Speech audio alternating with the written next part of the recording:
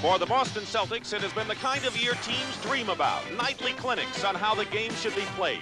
The architect, Larry Bird, arguably the NBA's best all-round performer. But Bird's 30 points took a backseat to the clutch second-half shooting of Dennis Johnson in the Celtics' first game playoff victory.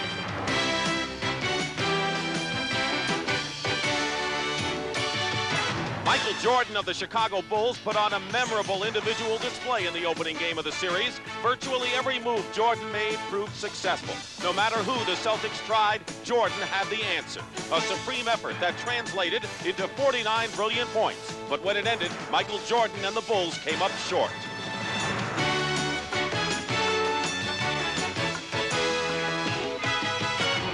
Today is game 2. Again, it's Bird and Jordan, two great stars of the NBA. Square off in Boston, the backdrop, as the Celtics and the Bulls go at it once more in the playoffs.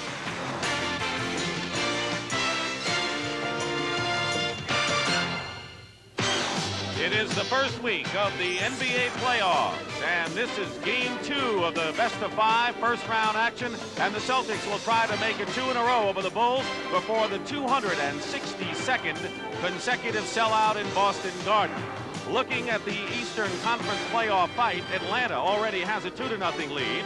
Milwaukee will try for 2 in a row against New Jersey later today, and Philadelphia will try to rebound from a stunning loss to Washington on Friday night. And hello again, everyone. I'm Dick Stockton, and welcome to the NBA on CBS. Well, the Boston Celtics won more games than anyone this year in the league. They had the biggest winning streak at 14. They have won more championships, as everyone knows, at 15. But perhaps the most impressive number was their fantastic and astounding home court record, 40-1. And 31 consecutive games to finish the season in the regular year, and then they beat Chicago in the first game. Tommy Heinsohn will be inducted into basketball's Hall of Fame on May the 6th, who played for the Boston Celtics. On this very floor, this team apparently has no weaknesses. Is that true? They have a very strong inside game, Dick. Multiple low-post players, Robert Parrish, Kevin McHale, Bill Walton, Larry Bird. Very difficult to stop. Timely defense, team defense, the best kind. So they're very difficult to stop. Outside shooting, they've got it all. Now the Chicago Bulls, with over 50 losses, 52 to be exact, the worst record of any team in the playoffs, but they have a good excuse. They never really found an identity this year. All kinds of injuries, suspensions. Michael Jordan, the biggest one. He went down with a broken left foot on the third game of the year, missed 3/4 of the season. But did he light up this place on Thursday night with a brilliant 49-point effort? Jordan, is he single-handed for Chicago? What's the story there? Too much for one man to try and beat the Boston Celtics. Other players have to get involved. Michael Jordan scored half their points in the first half on the other night, and they end up 2 points down. That's astounding. But it's too draining an experience, and they must put pressure on the other Celtic defenders by getting the likes of Dave Corazine, Kyle Macy involved, as well as Orlando Woolridge. All right, so that's the story right here, and Pat O'Brien is with the man who lit up the place, Michael Jordan. Thank you, Dick. Michael just got a nice round of applause here. The question is, can one man beat the Lakers, or do we need a more diversified attack today? Well, we're playing the Boston Celtics, Pat, but I think it's going to be more of a 5-man game, and we really have to play a complete basketball game. I don't think one man can beat the Boston Celtics. It's hard to imagine that 6 weeks ago you were sitting on the bench. Yes, it is. It's very hard for me to imagine. I'm very happy I'm playing now, and I'm very happy that I can contribute to the team. All right, thank you. Good luck today. You don't have to remind me again that you are playing the Boston Celtics. Air Jordan's getting ready to take off. The problem is the runway is in Boston, so strap yourselves in. This is the NBA on CBS. The NBA on CBS. Today's game from the Boston Garden is sponsored by Miller Beer. Miller, made the American way since 1855. Armor All. It's the finishing touch every time you wash your car. And by Renault Jeep, official vehicles of the NBA. Where we come from, folks stand proud and tall. They look you right in the eye. Here, pride is worth a whole lot more than money can buy. There's still a place where pride runs deep, where beer is beer and the brand is Miller. As proud as the people who are drinking it too. Miller contains no additives or preservatives. Purity you can see, quality you can taste. Miller's made the American way. It's Pennzoil's Indy Winter Sale with winning savings on every bottle. Send in 1 coupon and get 20 cents back. Buy 5 quarts, enough for an oil change, and get $1 back. Buy a case and get $2.40 back. You're getting great Pennzoil protection and great savings. So stock up now and take advantage of Pennzoil's Indy Winter Sale. Pennzoil, the standard of protection since 1889. Introducing new MicroTrack, the slim, streamlined disposable from Gillette. Unlike the Bic shaver, MicroTrack has a slim head and shaves your beard closer. The new MicroTrack razor by Gillette. This Jeep Cherokee has some amazing things going for it. Room for 5 adults or 71 cubic feet of cargo. Doors, your choice of 2 or 4. Drive, 2 or 4-wheel shift on the fly. Power from a torquey 2.5-liter engine. But most important, this Cherokee is all Jeep. Get 9.9 on 86 Jeep Cherokees, Comanches, Wagoneers, and Grand Wagoneers. The starting lineups for Game 2 are the same as they were for Game number 1. Starting out with the Chicago Bulls. Their leading scorer, Orlando Woolridge, up front. Top rebounder, rookie Charles Oakley, and veteran Dave Corzine. In the backcourt, Michael Jordan and Kyle Macy, the playmaker, and Stan Albeck in his first year as coach of Chicago. For the Boston Celtics, their front court of Kevin McHale, Larry Bird, and Robert Parrish, all amongst the league leaders in scoring and shooting. And in the backcourt, Dennis Johnson, the catalyst on defense, Danny Ainge, Casey Jones, another marvelous job as coach of the Celtics. Jake O'Donnell and Jack Middleton are the officials, and Jack Nees will be the alternate. And we're underway here. The Celtics in white, the Bulls in red, and Boston controls. Dennis Johnson will check the matchups, guarded by Jordan inside McHale, and McHale gets a quick hoop inside. Stan Albeck hoping that their center, Dave Corzine, will be able to muscle Kevin McHale, take his inside game away from him. But the Celtics have a definite size advantage over the Chicago Bulls, who may be a little quicker, but they prefer not to run. At least they didn't in the first game. Jordan misses, and McHale gets the rebound. Danny Ainge had a fine year. Larry Bird, guarded by Woolridge. And Corzine gets the rebound for Chicago. Amazingly, in the regular season, in the season series, the Bulls had an edge in offensive rebounding over the Celtics. Not many teams can claim that. Oakley and Sidney Green, 2 real quick board bangers. Green starts it off the bench. Parrish blocks, and they're going to call goaltending against Robert Parrish and credit Michael Jordan. So it looks already as if the Celtics are going to give a lot of help to Michael Jordan. The first defense against Michael Jordan is Dennis Johnson. He's got to try and keep him out of the middle and angle him off the hoop a little bit. He tried 5 different players on Jordan. Ultimately, he got a bit fatigued. Not before 49 points, however. Dennis Johnson with 7 in a row. At one stretch in the third period, misses here.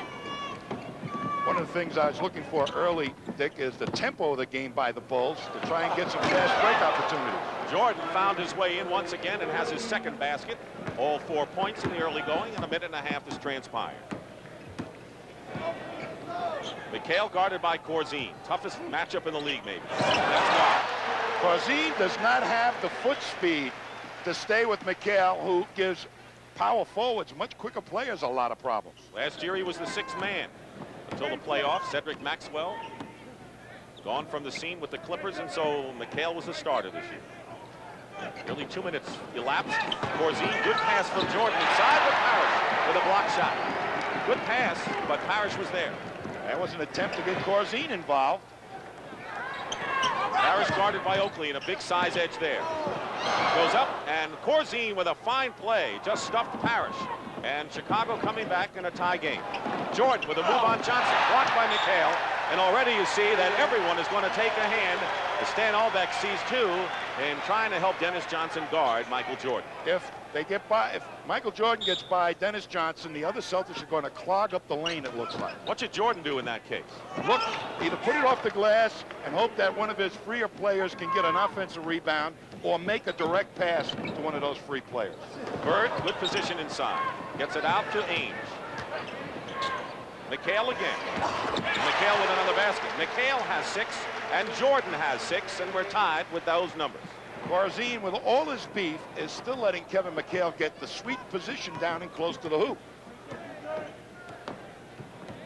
Nearly 3 minutes gone by, opening period, and we're tied.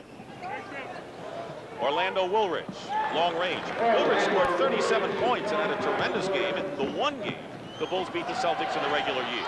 They did it with fast break basketball, Dick. And I think that's where Orlando is at his best, out on the open court. In the first game, the Bulls did not use that speed advantage at all. Parrish scored after McHale's miss. Celtics known for getting the ball down court in a hurry in a lot of ways. Jordan short there. Inside, Oakley fights his way. Tipped up and finally drops in. May have been Corzine, and it was. And we'll have a foul against Chicago. Dave Corzine commits the foul. Well, Corzine, an attempt right here as trying to take away position, but you can't let Kevin McHale get that close to the hoop. McHale misses the shot. And here's Jordan over to Woolridge. Woolridge averaged 29 against the Celtics this season. McHale the rebound out to Ainge. Chicago getting back defensively. Corzine had a great inside position on a rebound, but didn't use it. Ainge throws the ball into the third row. And Casey Jones, who has won 60 or more games 4 times. Both teams shooting well in the opening moments. 8:07 on the clock.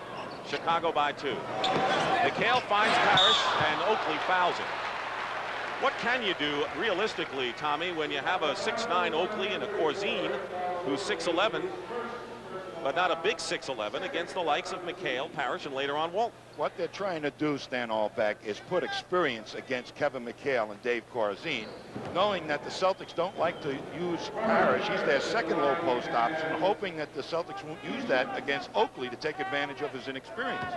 Here's Parrish, who symbolized the size edge with a 14 rebound average against the Bulls in the 6 games during the regular year. I think that matchup, Parrish against Oakley, is their saber matchup. Whenever they really have some problems, they may go to that one. We're tied at 10. Game has been tied 5 times. Corzine moving outside. Bird guarding him, if you want to call it that. Bird does not like to guard someone. The basket counts, and a good play and a slice move in there by Orlando Woolridge. Interesting matchup stick by Casey Jones. Bird is guarding Corzine, and McHale takes Woolridge. Normally, you would expect Bird to take Woolridge, but Casey feels McHale, the bigger player, will be able to do a better job, take away the speed of Woolridge.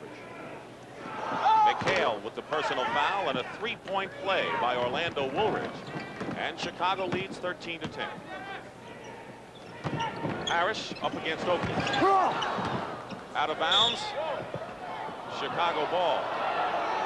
Of course, Larry Bird, as you pointed out many times in the past, is probably one of the best safety men. A good team defender, not perhaps individual defender. So the last thing Casey wants to do is to have Bird guard one of the firepower men for Chicago. It's too much of a burden for Bird, and it's a smart adjustment by Casey Jones, in my opinion. Oakley hits from outside. So 4 of the starting 5 have scored for the Chicago Bulls. So they have spread the sugar around a little bit. Dennis Johnson misses, gets his own rebound, and try to get it over to Larry Bird, and Oakley may be called for his 2nd personal foul. What a year and a strong finish for the 9th pick, Charles Oakley. He's going to be a bona fide star in this league if he isn't already. He's got some things to learn, like how to get that shot off in the low post, but boy, does he bang on the boards. Actually drafted by Cleveland and then traded to Chicago in the deal involving Keith Lee, the rookie from Memphis State. Came from Virginia Union. A year later is playing at Boston Garden in the NBA playoffs. Celtics, Dick, starting off not running as well, just like the other night. Feed to Ainge. Dennis Johnson. There's Walton and Seasting on the Celtic bench. Maybe the key reasons why the Celtics have had such a great year, and good passing by Boston. And it's 15-12. Of course, the Bulls are getting back defensively. Stop that break. When the Celtics put the pressure on the defense by pushing it up fast, that's when they're at their best, both for layups and low post play. 8 on the shot clock. Oakley hit 1, fakes Parrish, goes in strong, and gets the basket. Charles Oakley at 6'9", leading rebounder for the Bulls this year. Van Albeck's shot chart has to be complete by now. The only man who hasn't scored in the starting group has been Kyle Mason. Ainge goes for 3 and nearly had it. Spun out. Rebound by Oakley. Chicago had a 12-point lead in the first half of the game against the Celtics Thursday. Jordan trying to fake Bird, can't do it. Hits the jumper, but Bird played pretty well defensively against Jordan there. You got to hang on Jordan's shooting hand. Most players try to force him to his left and make him bring the ball to you. Biggest lead of the game. 7 points for the Bulls. Under 6 minutes to go. Bird. McHale. Parrish. McHale made the big play, though. When the Celtics bang on the boards, and they're perfectly capable of getting those offensive rebounds, that's when they're doubly difficult. McHale out to guard Woolridge in the lane. Tough shot, tough defense by McHale. Bird the rebound, and the Celtics trailing by 5 with 5:25 remaining in the first period, and Oakley intercepts that pass. Bird and Johnson back defensively. Oakley goes in, and they're going to call offensive foul. Bird, one of the great anticipators on defense, knew what Oakley was going to do there and got position. The master of the half-inch got him for the charge. And 3 fouls on Oakley, and he'll come out of the ball game when we return. Tommy Lasorda here, introducing the Honda All-Stars. We've got quite a team this year. Leading off and cutting the infield down to sides, the Honda Lawnmower. In the outfield, covering left, center, and right, the Honda Lawn Tractor. Tearing up those baselines, the Honda Tiller. And the Honda Generator, the real power in the lineup. Without it, I wouldn't have any fans. Enter Honda's All-Star Game at participating dealers. You could win tickets and travel expenses to the baseball game of your choice. Do you know what kills your muffler? Rust. Rust that can start on the inside and eat its way through. Now there's a muffler that helps stop this problem. The Walker Advantage, with a revolutionary rust inhibitor, Absorbite, that actually absorbs internal moisture. The inside of this muffler was not protected with Absorbite. This muffler was. You can see the difference. The Walker Advantage. It puts rust at a disadvantage. Warranted at service outlets and auto parts stores where you see this sign. Just because you've washed your car doesn't mean you're finished. After each wash, you need some Armor All. On the dash, the bumper,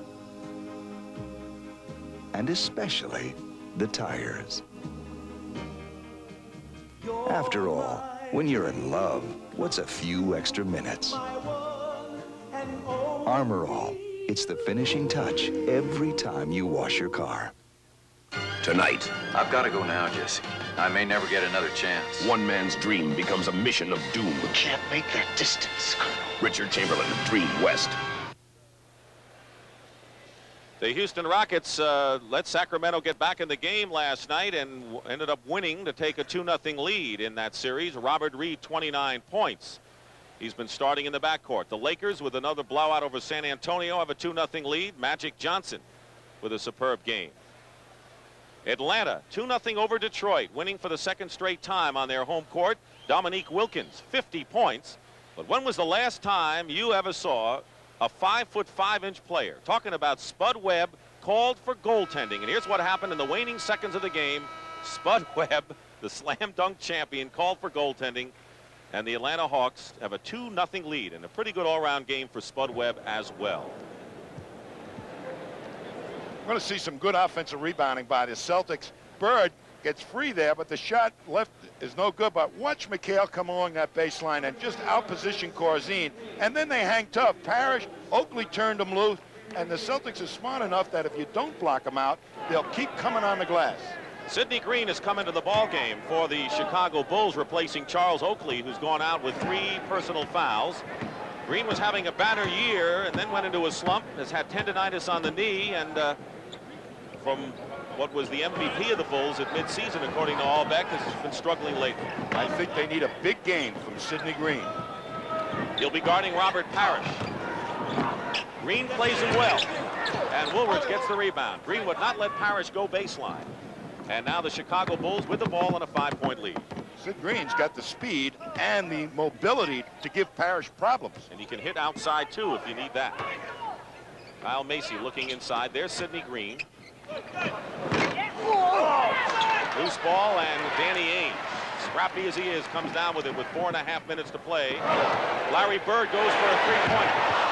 Johnson is there, and Dennis Johnson goes up. McHale knocks it away, and it's Chicago ball. Dennis Johnson can't believe he wasn't fouled on that play. Gives some good looks, doesn't he? Larry Bird, by the way, is 0 for 3 shooting and has not scored yet. Michael Jordan has 8 points and is the game-high scorer. Going baseline. Michael Jordan, the basket good and a foul. Fantastic quickness going to the baseline. They sure got and sent him to his left. Watch him come to his left. Dennis Johnson saying, you can have the baseline now, hoping that Parrish will be able to get in there and at least intimidate him, but he didn't move quick enough. Bill Walton is making an early entrance, and Parrish, who committed the personal foul, goes out of the ball game. But here's Bill Walton, a very key acquisition for the Celtics at 33 years of age from the LA Clippers for Cedric Maxwell. Comes into the ball game with 4:15 now remaining in the first period. This lead by the Bulls is a much more solid lead today than it was in the previous ball game. Bird can convert on a good feed from Walton. Walton's one of the best big men passers in the game. Good defender and rebounder. But meanwhile, Chicago can open it up to a 10-point lead if they can score here. Corzine against Bird, takes it inside. McHale on the rebound as Green fails on the tip-in. Celtics defense is giving up an awful lot of easy shots to the Bulls. They're forced to play more one-on-one defense, though, in this game than they were in the open. They have a good advantage. Corzine being guarded by Bird in the low post. Still Boston ball. They didn't score, but a good pass here with Walton the key. Well, you're going to see him cut to the hoop. Little push by Bird, loses his man. Wide open now, but tough shot, tough angle to get the shot off. Celtics turn it over again, and they're ragged right now in the opening moments. 3:31 to go in the first period. The Washington Bullets have an early lead over the Philadelphia 76ers, who are playing again without Moses Malone. We'll keep you posted on that game. Jordan goes up, ball slapped away, but Jordan winds up with it and draws the foul. Playing Michael Jordan one-on-one is, for a guy like Dennis Johnson, who's a great defensive player, is very difficult because Jordan's got the speed advantage, the quick step, and he can go right, left, or over you. And Dennis Johnson that time tried to force him to his left, left just a little bit too much room for him to get to the hoop. Walton committed the foul, his first, and here's Michael Jordan, Rookie of the Year last year, and led his team in virtually every category, including rebound. And a 10-point lead for the Chicago Bulls. And the crowd getting a bit antsy here. They're not used to the Celtics trailing. There's no pace to the game for the Celtics. The Bulls have got them in dance tempo. Knocked away. Jordan to Woolridge. Ainge is back. Woolridge goes up, and they're going to foul. The only thing Danny Ainge could do. And it'll be a 2-shot foul. The Celtics with the turnovers. Unlikely for that team against Chicago. Foul was on Ainge, and Orlando Woolridge will go to the line and shoot a pair. Well, that was off a steal. By getting him out on the wing, they have a speed advantage there for fast break basketball. Bird, he's guarding Bird, and by the time McHale gets up to get him, he could be well up the court if they push the ball up the floor of the Bulls. Woolridge in his 5th year. Scored 25 points in the first game, but didn't get underway much early. Right now he has 6 points. 1 out of 2 for Woolridge. It's 25-14. The Bulls by 11. Under 3 minutes to play in the opening period. Johnson is open. Dennis Johnson. Celtics have to hit some of those outside shots to open up the inside game for McHale and Walton and Bird. Bird has not scored yet. Woolridge outside hits. 8 points now for Orlando Woolridge. First time this year he shot under 50% in his career. Open again is Dennis Johnson. Jordan picks him up. Knocked away by Jordan, and they're going to call the foul as Dennis Johnson hits the parquet as hard as you could want. And a timeout is called.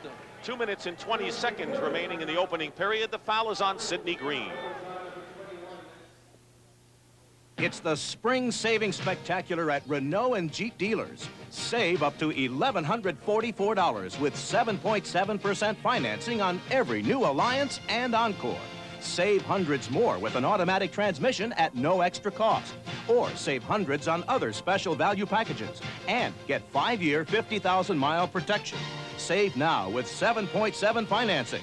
Don't miss this limited time offer. See your Renault and Jeep dealer today.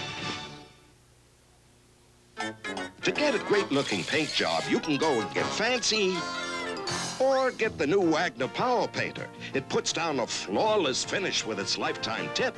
Wagner does a better job. Not many have mastered the art of painting with a roller. Luckily, there's the Wagner Power Roller. It pumps paint right from can to wall. Wagner does a better job. You missed a spot. His father's an engineer. His father's in sales. His father's a doctor. So's his mother. The parents of these kids have very different jobs, goals, and needs. But no matter who they are or what they do, when Dean Witter helps them manage their investments, they're all treated the same way. They're treated special.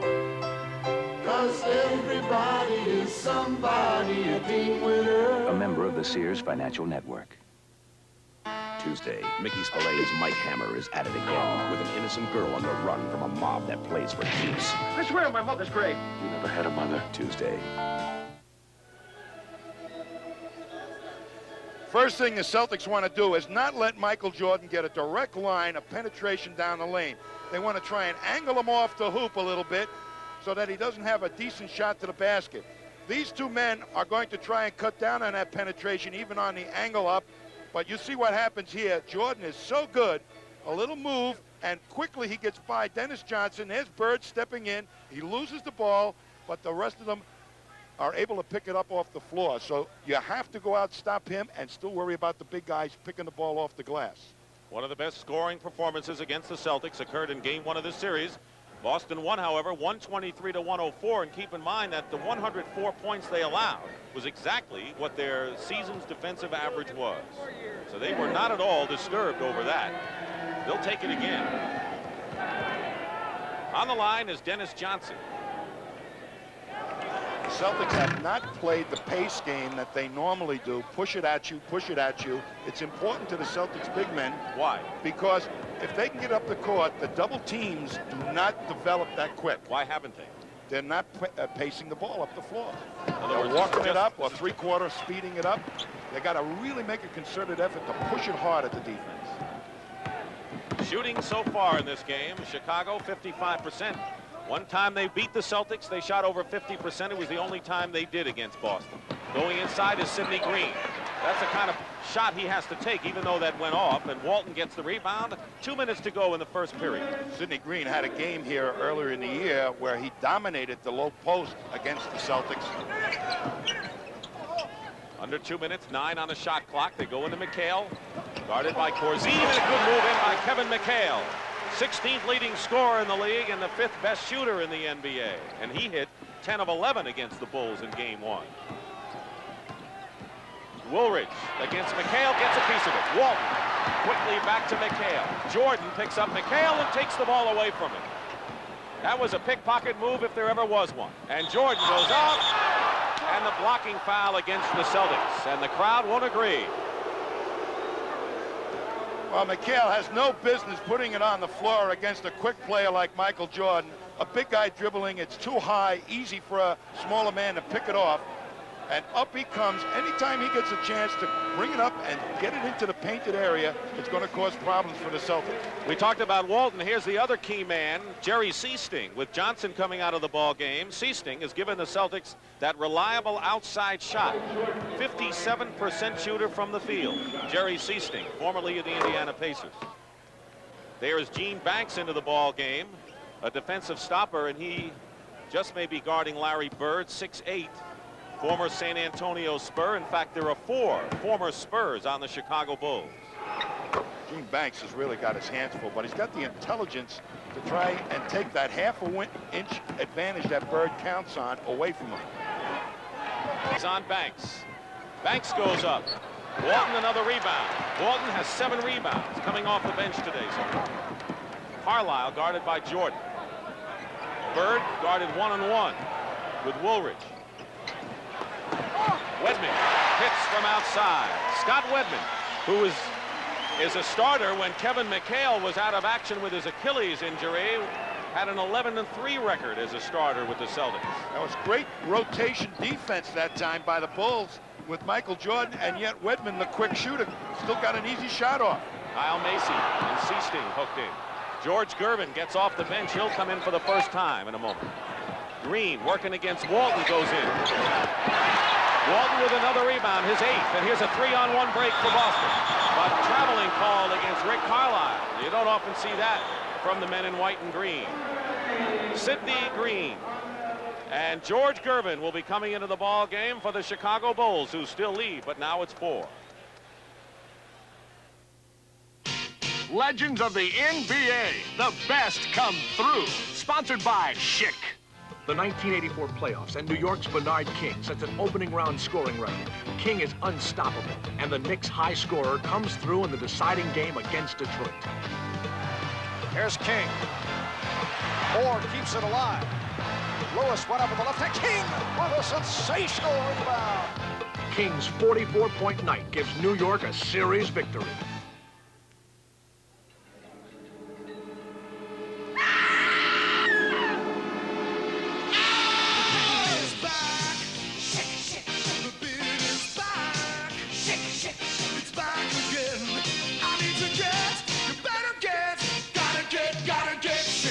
Schick Super 2 Plus leaves a lubricant behind with each stroke. Super 2 Plus. Every stroke's as comfortable as the first. I need to get, you better get, gotta get Schick. Take a look at the Western Conference first round, also best of 5. The Lakers lead 2-0. So does Houston. Dallas and Denver have 1-0 lead in their respective series. Utah plays Dallas tonight, and a couple of key performers. Mark Aguirre with back spasms is questionable for the Dallas Mavericks. Adrian Dantley will not play for the second straight time for the Utah Jazz. Well, I think Dantley is as important to his ball club as Aguirre is to his, so that might cancel each other out. But if either one of them is able to play, it's going to give his team a tremendous advantage. Right in the middle there is number 8, George Gervin, who will be 34 years of age a week from today. 14th year, but his first with Chicago. Played, of course, at San Antonio. The 7th all-time leading scorer with over 26,500 points. All-time playoff scoring average is right behind Jerry West. So George Gervin, who's really had to make a traumatic adjustment going from San Antonio to Chicago, coming off the bench here.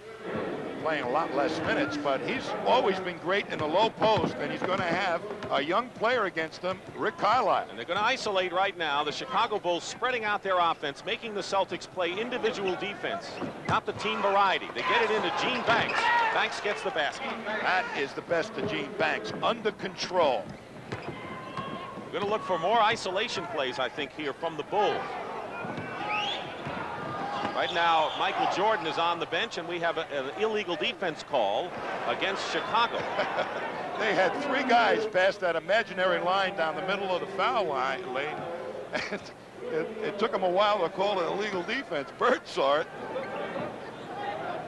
9.5 minutes to go in the first half. Walton, baseline, loose ball, scrap, and the foul against Chicago.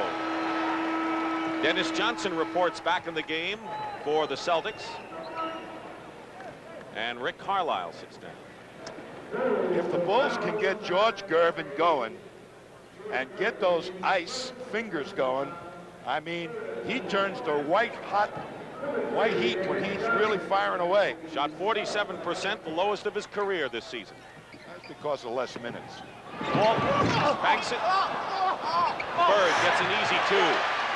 Larry Bird with his first points of the game, and it comes with 9 minutes and 12 seconds remaining in the first half, and the Chicago Bulls cling to that 4-point lead. They had it up to 11. The only lead Boston had was the first points of the game. Without Jordan in the game, they've got to find a guy they can give the ball to and count on him to get him a couple of points. Gervin going in. Crashing the boards, and a good play inside. Sidney Green with his first basket. He is really great at crashing the board if you don't block him out on a penetration move. Bird over Woolridge. He may be getting hot now. He got a layup. Maybe that's all he needed. And now the outside shot, and it's a 4-point, 37-33 affair. John Paxson getting off the bench for the Chicago Bulls, coming in to replace Macy, perhaps. Banks finally fires it with 7 seconds on the shot, and Gene Banks with his second basket, and it's up to 6 once more. They certainly were looking to get it to Gervin that time, to the point where Bird fell off and gave Banks the shot. Bird with 2 straight, misses that shot. Banks has the rebound, forcing the action. The Bulls running a lot more than they had. They didn't run at all, really, in game 1. Macy controlling, guarded by Seaster. Here's Woolridge. And then there is Sidney Green on the weak side. Jordan remains on the bench, shaking his head, and the Chicago Bulls have raised their lead to 8 with Jordan sitting. I'll tell you, Walton retreated to stop any kind of penetration, forgot about Sidney Green. You can't do that with Sidney Green. He'll kill you on the glass. Watch Sidney Green come swooping in. Walton has got him, forgets where he is, going for the rebound himself, and there's Green, the great leaper, right behind him with more than an elbow of leaping ability above Walton. John Paxson comes in the backcourt, and Robert Parrish is back for the Celtics. Parrish over the top commits the loose ball foul. Orlando Woolridge, who committed that last personal, was fouled by Parrish. Second foul on Parrish. So right now Chicago has John Paxson, almost a carbon copy of Kyle Macy, perhaps a little stronger and quicker. In the backcourt, Corzine is in with Banks, Woolridge, and Gervin. Jordan still on the bench. Woolridge. Gervin tries to keep it alive. Into the hands of Dennis Johnson. And a Chicago foul, and there's another good foul for Chicago, because that was a 3-on-1 break for Boston. And John Paxson against some big guys that were going to swoop in. I'm amazed that Sidney Green came out of that ball game right now, because he was giving them that second effort that was producing some solid points. 2 shots for Dennis Johnson. The foul was on Banks. Been talking about getting Sidney Green back in his head back into the game and feeling good about himself. The boy made 2 great moves and back on the bench. Keep in mind he has tendonitis of the knee, and that may be a factor in this thing. And so they got some good moments from Green. We'll see when he comes back. That's the other side. But the leaping ability that time didn't look like he was thinking about his tendonitis. Didn't look like he was thinking about anything but winning this game. That's right.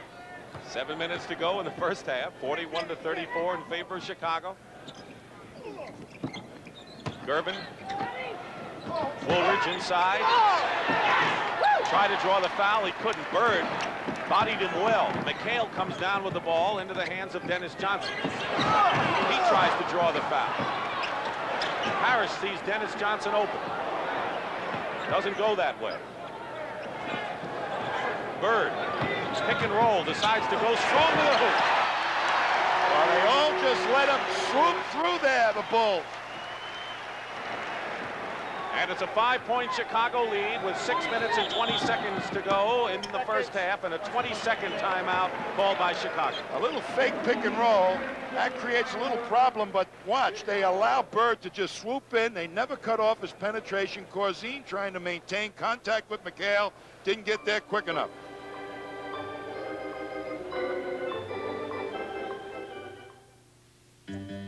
This is an expose on the new Ford Escort EXP.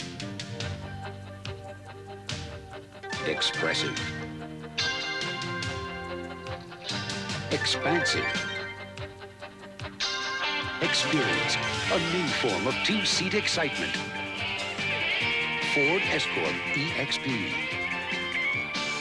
Have you driven the best-built American cars? Have you driven a Ford lately? You don't give your word, then go back on the deal. You don't shake a man's hand unless that's how you feel. The best way to show you mean what you say is man to man, the American way. Miller's made the American way, born and brewed in the USA. Miller contains no additives or preservatives. Purity you can see, quality you can taste. Miller's made the American way. There's something wrong with my car. Can't come out of the booth. What's wrong with you people? Don't you fix cars anymore? I can't come out of the booth. For one reason or another, more and more Americans are looking for a new home for car service. Firestone, with over 10,000 service bays, 1,500 mastermind computers, and 5,000 trained Mastercare mechanics to give you the service you've been looking for. America's driving to Firestone. The Heritage Classic continues on CBS Sports next. The final round of the Heritage Classic will follow our NBA playoff action today on CBS, and Fuzzy Zeller and Chip Beck are tied, one stroke away from Greg Norman, who followed up Jack Nicklaus in the Masters in a very tight duel at the Heritage. 6:20 to go in the first half, and the Chicago Bulls, who have led all the way except for the first points of the ball game. Speaking about a close game at the Spectrum in Philadelphia, the Washington Bullets are tied with the 76ers at 35. They're in the second period, and Washington leads 1-0 in that series. Michael Jordan has been on the bench the last 4 minutes, and the Bulls have been none the worse for wear. They produced some other offense. Let's see if they get to work Gervin a little bit. Gervin against Parrish, and the Boston foul. It'll only be their second team foul. Jordan has played only 2 minutes this period. He scored all his 17 points in the opening 12, and he is getting a lot of rest, but as long as the Bulls are playing the way they're playing, they can give Jordan some of that rest. Parrish commits his third personal foul. Walton played considerably and performed well off the bench so far. Try to isolate Gervin on one side, but Woolridge didn't get to it quick enough. Woolridge has his shot blocked. Banks picks it up. Whirling dervish to Corzine, and Dave Corzine hits from the corner. By the way, Woolridge has missed his last 6-7 shots now in the game, so he may not be the guy to go to. He's taken some god-awful shots, Dick. The penetration, he should be kicking it out to guys like Corzine who can hit that outside shot. Use him as a decoy. McHale over Corzine. Short. Parrish keeps it alive for Boston. Bird tries to fake Gervin. Seasting. Baseline. That's why they acquired him from Indiana. Jerry Seasting. And it's 43-38 Chicago, and Michael Jordan will be coming back in the game in a moment, and Bill Walton for Boston. Paxson controlling with 13 on the shot clock. Banks. Rebound Parrish. Bird was nowhere to be seen on Banks. Bird. Off the wing, the basket good, and a foul. And Walton comes back for the Celtics, and Michael Jordan checks in for the Chicago Bulls. Push the ball up the court. Good things happen.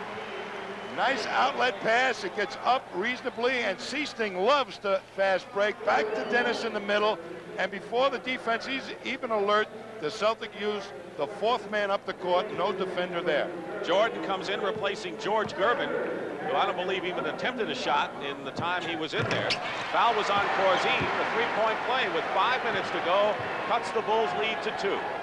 Well, that's a terrible thing.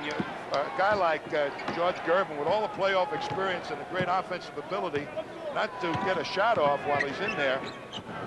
He's a weapon. Bird guarding Banks. Rainbow shot. Misses. Paxson, safety man, intercepts. Into Banks. Good spin move, but Walton blocks it.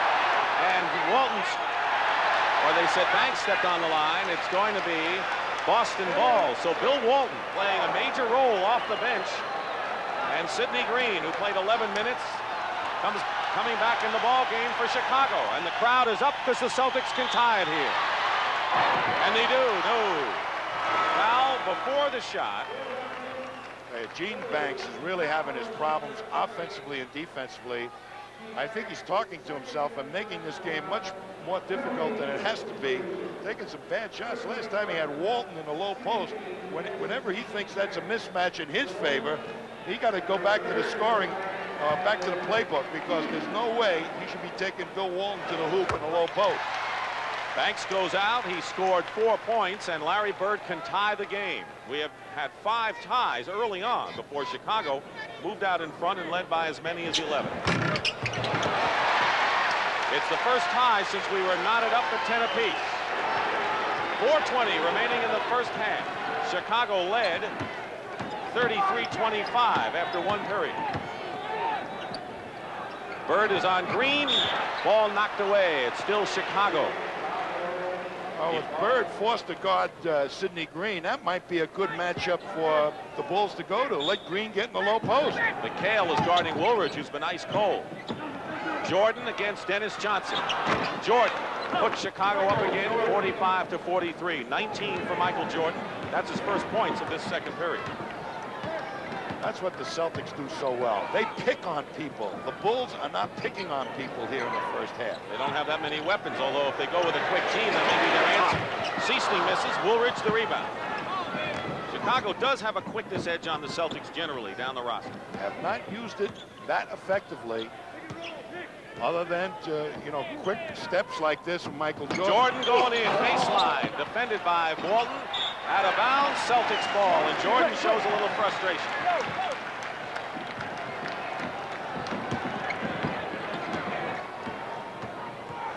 Dennis Johnson over Jordan.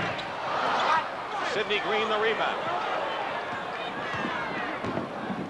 3:15 to go. Jordan inside to Woolridge. Basket good and a foul. And that looked like a Celtics playbook. When he gets in the paint, remember, try and angle him off.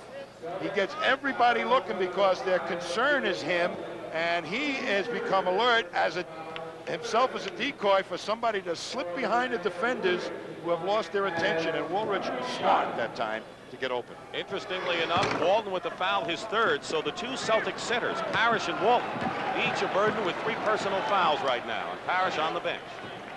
48-43 in favor of Chicago, winding down to 3 minutes to go in the half.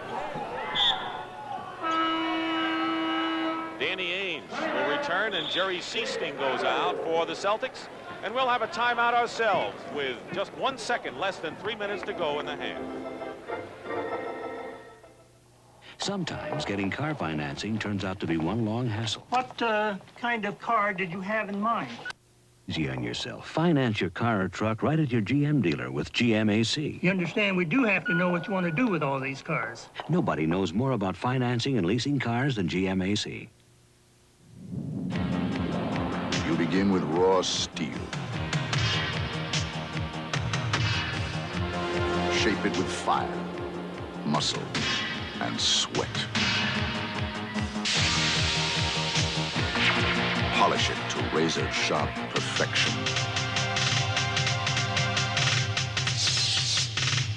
We're looking for a few good men with a medal to be Marines.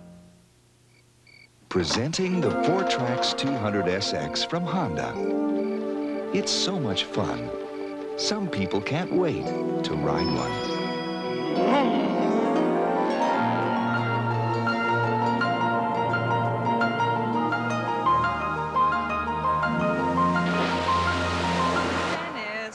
The Four-Trax 200SX from Honda. More fun than you've ever dreamed of. They have quite a potpourri at halftime today, so here for a look ahead is Pat O'Brien. Huh? All right, Dick, thank you. Coming up at the half, championships are on everybody's mind here on Patriots Day weekend in Boston.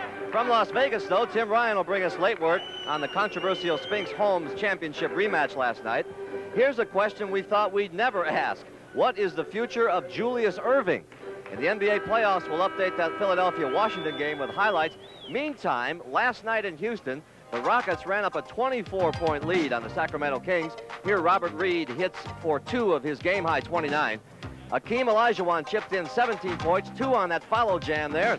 Phil Johnson's Kings go back to California trailing 2 games to none. And I'll see you at the half, Dick. Celtics inbounding, and Larry Bird. What's the story with Bird today? How are the Bulls playing? Bird said that his prime function, he thought, was to really develop the inside game for the others and not to look for a shot. But the Bulls are also getting out there and challenging him on his outside shot. McHale draws the foul. And looks like he hit his head. McHale scored all his 12 3-18. When was the last time you saw the Celtics shoot 38% in a half? And that's what they did, yet they trailed by only 7, underway third period. Kyle Macy in the backcourt along with Michael Jordan, who has the ball now. Gene Banks starts at forward with Oakley and Woolridge. This is a very unusual lineup that the Bulls have out there. Who is playing center? Oakley, Woolridge. They got a small front line in there, the Bulls, but very fast. Maybe they're going to run. Celtics' only lead in the game was 2-0 to start things. Inside of McHale. McHale starts things in the second half, and he has 19 points, and it's a 5-point lead. Oakley hardly played in that first half. As a matter of fact, just 7 minutes and scored 4 points. Sidney Green, the key man again, perhaps off the bench, as Woolridge misses. He's taken some wild shots, hasn't he? I think he got fouled that time. Looking inside, McHale against Oakley. Company misses that shot. Parrish underneath the hoop. Had to bring it out. Lost it out of bounds.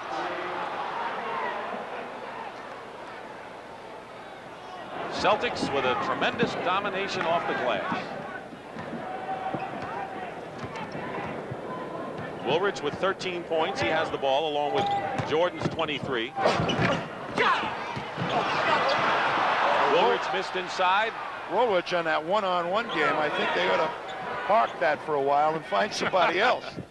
Banks working against Bird on a post-up. McHale tried to double team, and Woolridge misses again. Here's Michael Jordan. Basket will be good and a foul, and 25 for Michael Jordan in the game.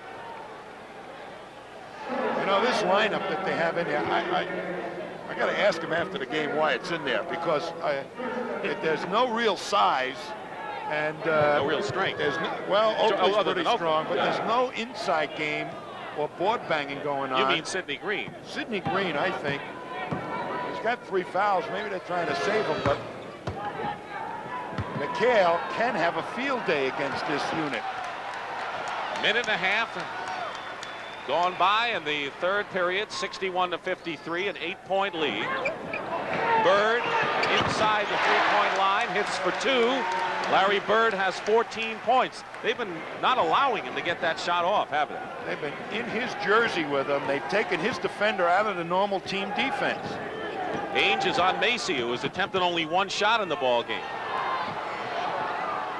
Woolridge working against McHale goes in, and a good move by Orlando Woolridge, 15 in the game.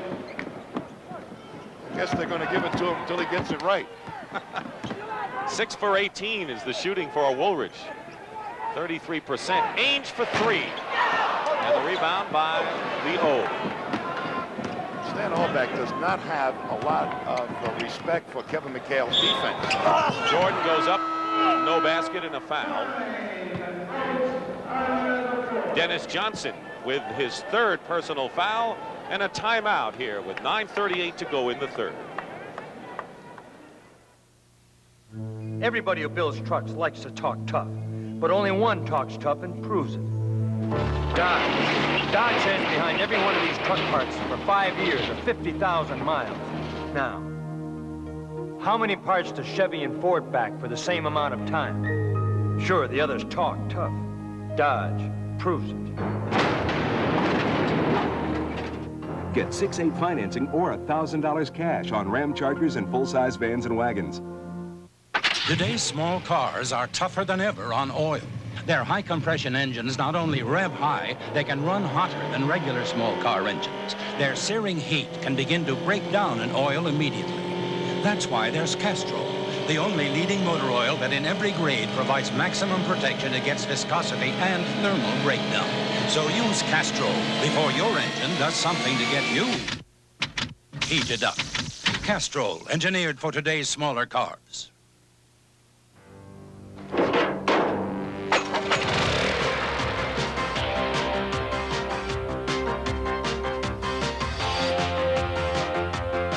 If you expect an engine to start quick, work hard, and last long, remember, the easiest job a Briggs & Stratton engine will ever do is mow your lawn.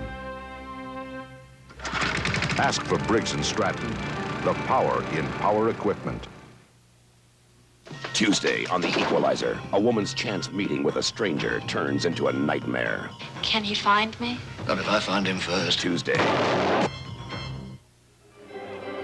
So Michael Jordan with 49 in game 1, 26 right now, and Tommy asked some of the Celtic guards their observations on how to play Michael Jordan.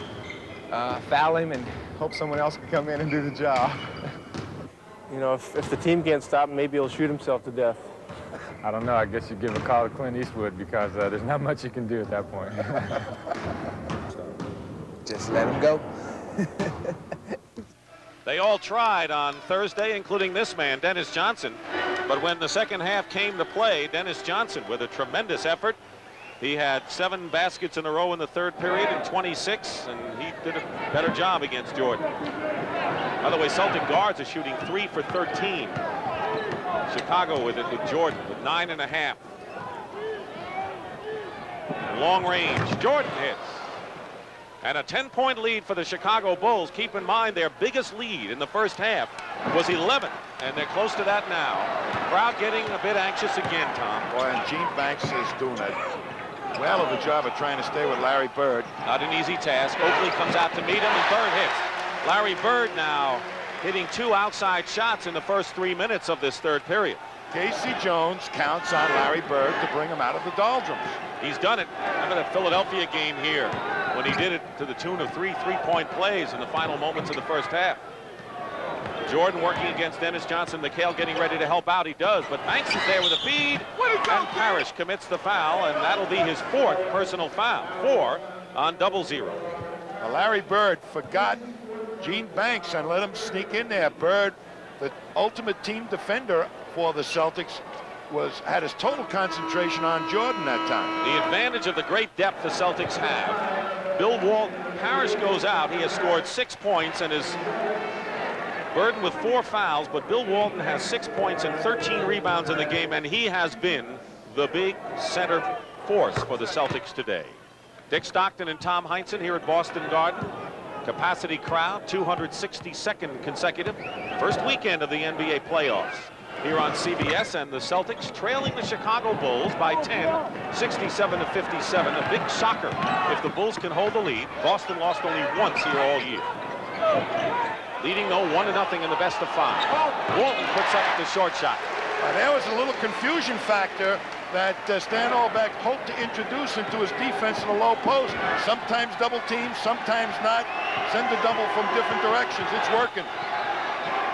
Jordan again handling the ball with 11 on the shot clock. Dueling with Dennis Johnson. Walton loses the rebound to Woolridge and fouls him.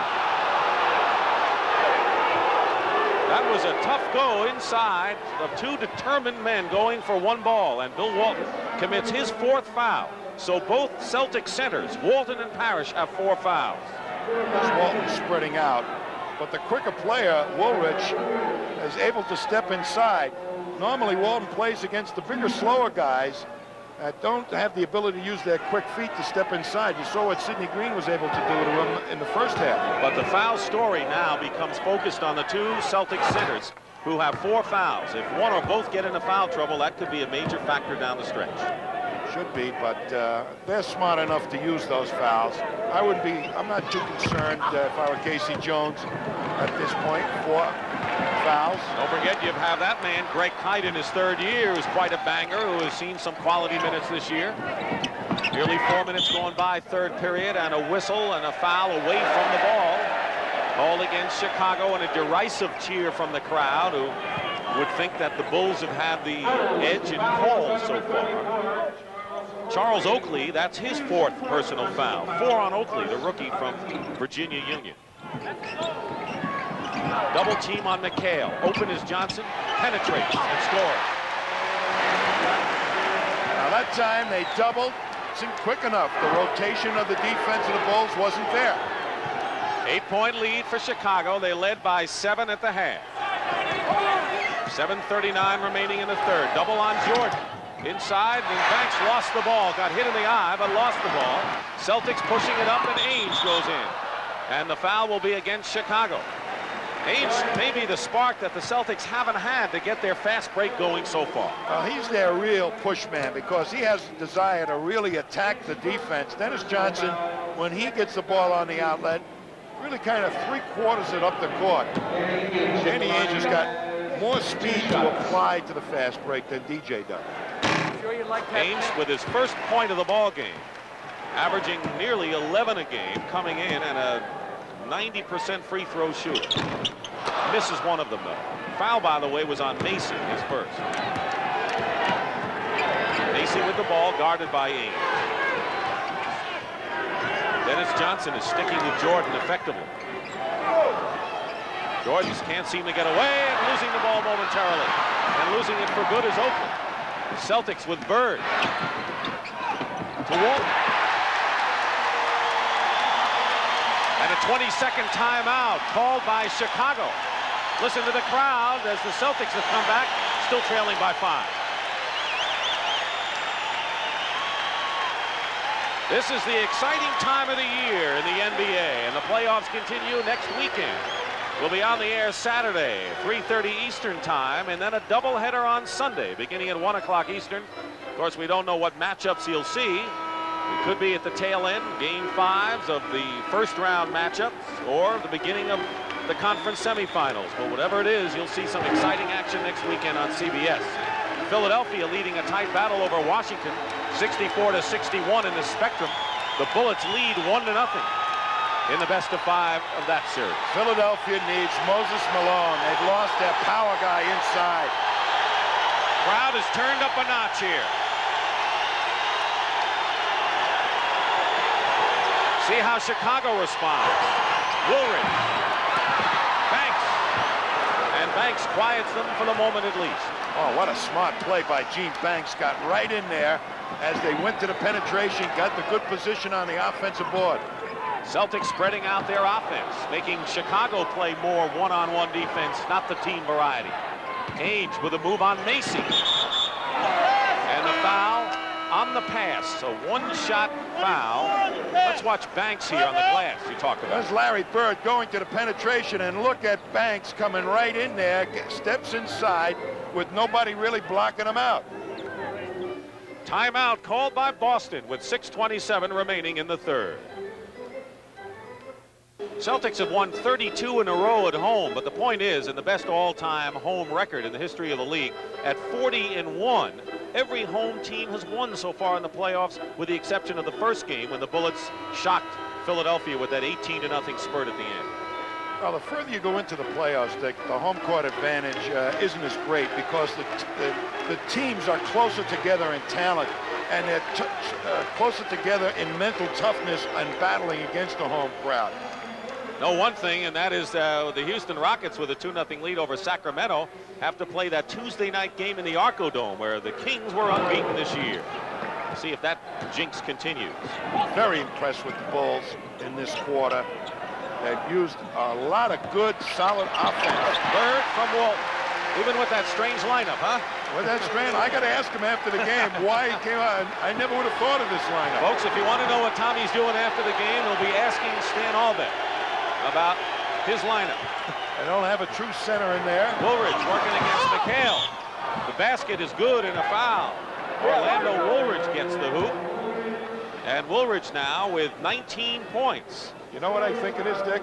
I think that Stan Albeck really feels that there's not enough good one-on-one defenders on the Celtics. He has the move by Woolridge against McHale.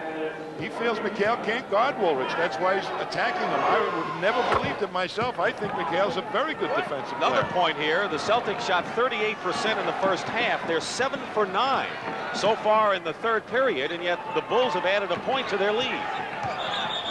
And a whistle before the shot, illegal defense against Chicago, and that's a technical foul. The second time an illegal defense call is made, it's a technical. So Danny Ainge, who's been shooting, interestingly enough, Larry Bird was the free throw shooting champion this year, but Ainge has been shooting the tees lately. We have not seen any tempo in this game in the third quarter whatsoever. This has been a chess match with Boris taking 2 minutes to think about his next move. That's how long the game is developing as far as I'm concerned. No pace whatsoever. Dennis Johnson with the ball. Boris with the ball. Yeah, 5:40 to go. Bird going in on Banks. And Larry Larry Bird with a left-handed move with 20 points now in the ball game. Keep in mind he did not score until there were over 9 minutes remaining in the first half. Well, they didn't double him that time, and Banks forced him to the middle, made him take a tough shot. He's 4 for 4 this half. Macy hits it, and the foul on Ainge. And I'm sure Casey Jones is saying, here's a guy that's taken 1 shot in the game. Why foul him all the way out there? Well, that's a shot. And you know, I think when you take a long-distance shot like that, Kyle Macy, if he hits it, and all of a sudden it changes your thinking on the way you're going to drop into the paint to help. You got to go out there and try and shut him down a little bit. Ainge with 3. Well, they got burned to a 3-point. Fare thee well, and it's 77-69. Once again, Chicago by 8 with 5 minutes, 10 seconds to go. Maybe ISO Bird. Foul against Chicago. You're right. If Chicago can do it with Woolridge and or Jordan, the Celtics can do it with Larry Bird. And nobody got to the rotation to stop that cutter quite quick enough. Almost got a hoop out of it. 2 fouls now on Orlando Woolridge, and Johnson is shooting 2 shots. Well, Bird is responding to the defense that the Bulls are playing against him. One time he doesn't get doubled, he makes the swooping move into the lane. This time he gets doubled, he sets up 2 easy free throws. Is that taking what the defense gives you? Well, he's a guy that, as I said in the beginning, takes advantage of every half inch. Imagine if we give him a yard. 6-point game, Chicago leading. Biggest lead was 11 in the first half. They had a 10-point lead here in this period. Jordan with a juke and a move, and Dennis Johnson got a piece of it. Boy, that was some defensive play by Dennis Johnson. Celtics can cut it to 4. Knocked away, Chicago ball. That was a terrible call. Terrible call. The man was on his arm. Should have been a foul. Jordan up on top. A 1-4 offensive alignment for the Bulls. Macy working Ainge. Banks. Woolridge. He swung it nicely, but Woolridge missed it all. And the Celtics once again with a chance to cut it to 4. Bird. He lost his footing, but yet made the layup. And a timeout by Stan Albeck. It's a 4-point Chicago lead.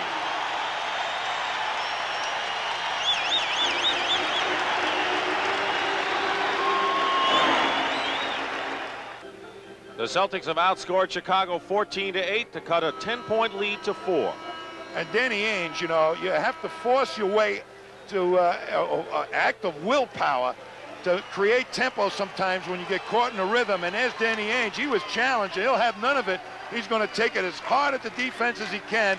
And now they're in a good attack position.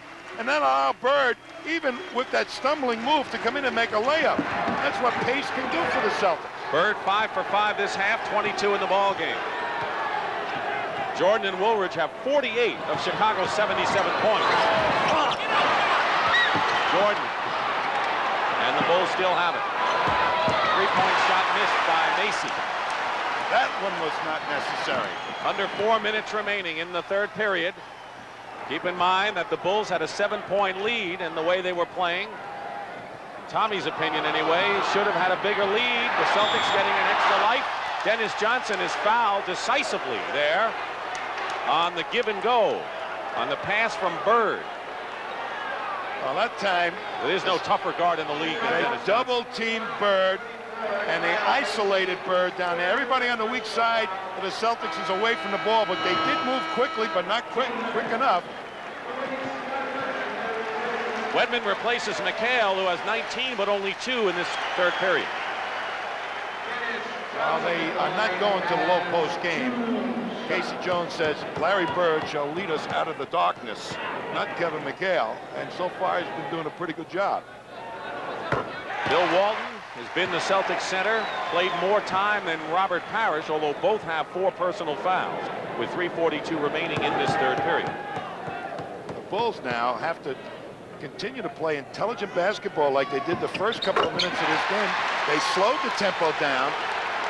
Don't take bad shots. Move it around. And the Bullets have regained the lead over Philadelphia, 79-75. The Celtics, meanwhile, have scored 6 in a row. And Dennis Johnson attacks Michael Jordan, and that'll be number 4 on DJ. 4 fouls on Dennis Johnson. Welcome to the club.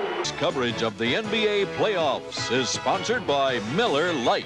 For great taste, there's only one light beer. And by America's best back trucks at Dodge. We don't just talk tough, we prove it. Let's have a review of this ball game. Chicago, sparked by Michael Jordan's 17 first period points, took an 8-point bulge over the Celtics. Second time in the series they've had that lead. Larry Bird had 12 as Chicago's lead was cut to 7. Danny Ainge was the spark plug in the third period. Bill Walton has done a great job off the glass the entire game as the Celtics have inched closer to 91-88. But to the Chicago Bulls' credit, no matter what happens, as you look at the shooting story the rest of the way, and the Celtics certainly got hot so far in that third period, that the Bulls have showed poise in withstanding several thrusts by the Celtics at this time. Well, Stan Albeck must feel that and believe that philosophy that the Celtics cannot play good one-on-one defense. And he's spreading it out so that the Celtics are forced to play that type of defense. Larry Bird gets the first points to start things off. He has 26 in the ball game. Jordan with 36 is the high scorer in the game. Jordan has scored 85 points in the 2 playoff games. Paxson guarded by Seasting. Into Green. Green is fouled. There's that spring that Sidney Green has inside. See a heck of a pick by Robert Parrish to free Bird. Gene Banks has to roll off, but Bird still has time to get the shot away.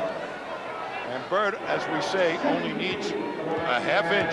Foul was on McHale, his third. Sidney Green has been in a shooting slump the last month, trying to work his way out of it at a very tough time to do it.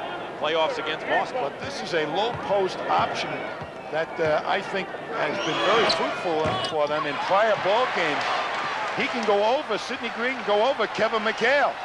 Celtics looking to tie it again. Dick Stockton and Tom Heinsohn, 4th period. Game 2, best of 5. Celtics won the opening game, and they're in a dogfight here against Chicago, trailing 92-90. Diving for the loose ball is Gene Banks, but the Celtics still keep possession. Chicago trying to do what only one other team has done all year, beat the Celtics here at Boston Garden. You know, you have to keep your mind together, Gene Banks, and playing a Larry Bird, particularly in the Boston Garden. You know, if they throw 9,000 picks for Larry Bird to get one shot, and Banks has the utmost respect for Bird. He says he's the craftiest guy he's ever played against. He learns something new for his own game every time he plays him. Bird, with 1 second on the clock, hits a three-pointer.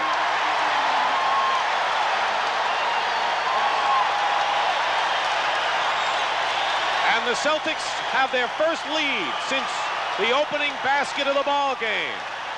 Dennis Johnson steals it from Jordan. Inside to Parrish. And traveling call against Robert Parrish. Here is the three-pointer with the clock running down. It comes by accident here. Bird has to pop out as they could have called a foul. Instead, Bird, as the clock is winding down, has to let it fly, and he hits it. So now we'll see how Chicago responds to that knockdown punch by Larry Bird. Bulls with it, trailing by 1. Minute and a half gone by in the 4th period. And a foul. Michael Jordan is fouled by Dennis Johnson, and that'll be number 5 on Dennis. So Johnson with 5. Bill Walton on the bench with 5 fouls, and now he gets off the bench. And Robert Parrish playing with 4, and Parrish will sit down. Parrish today has 6 points and 6 rebounds. There is Orlando Woolridge, who has 20 points in support of Michael Jordan's 36. Now 37 for Jordan. Michael Jordan. You cannot stop him because he handles the ball so much, and so much a percentage of the offense is designed for him to just get the ball and score. 14 for 14 from the line. Chicago regains the lead. McHale going in and is fouled. Bring up to date on the story involving Michael Jordan. He missed 64 games of the season. And the Chicago management did not want him to play anymore. He had a broken left foot. He wanted to play. They said, okay, you can play. They wanted to limit his minutes, and they did. However, he had to sit down with 30 seconds to go and the game on the line against Indiana. He wanted to play. The crowd howled, and Michael Jordan put his foot down and said to the Chicago Bulls management, I'm going to play basketball. That's what I am, a basketball player. And they had to back down, and Jordan has played. And one of the great tributes to integrity and credibility in this sport is on the shoulders of Michael Jordan, I believe. I think it is a great story for him to stand there. He loves to play the game, and he wants to be on a winning team. Nearly 2 minutes gone by in this final period. Boston by 1. Chicago is led virtually all the way. Jordan banks it in, and Jordan with 40 points. He had 49 in game 1. Seesting went out, Ainge came back in, and Ainge has ended up with the defensive assignment now on give and go. Bird to Dennis Johnson. Corzine the rebound. Ainge is going to guard Jordan now. Sidney Green. Bird. Dennis Johnson. McHale crashing the boards. Who wants it? McHale! He was almost on his back, Tommy. He's figuring you're going to get a foul on the play, too, but no whistle.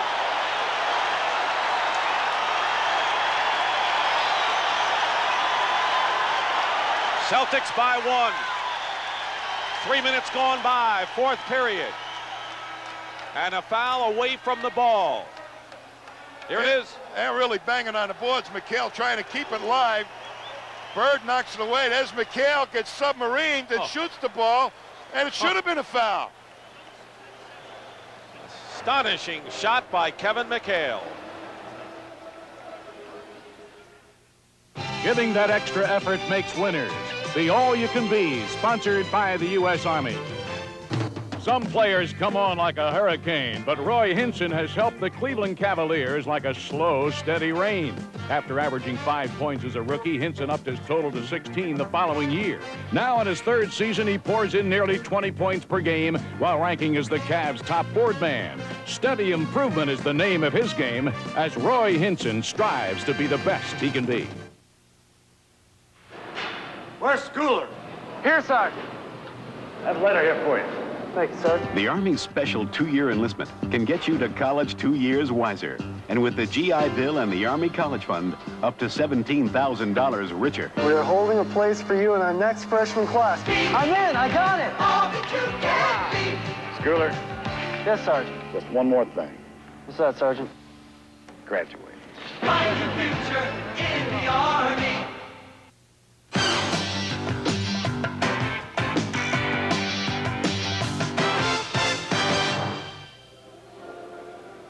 Tommy, let's see that shot by Kevin McHale again. That'll be in all the highlights tonight at 11. Well, it's like a quarterback throwing a touchdown pass as he's going down. I've seen Larry Bird do some amazing things. We're going to see another angle. It will probably look better from this angle, of course. Look at that. I mean, didn't know what else to do with the ball than get it up there, hoping that the whistle would blow. He gets the basket, but no foul. We expect more of the same as the playoffs move on next Saturday, 3:30 Eastern. And a doubleheader on Sunday, beginning at 1 o'clock Eastern. Great stars of the game, and you'll see them on CBS. All the way to the NBA Finals, which you'll see exclusively on CBS as the drama just begins. 9:02 remaining.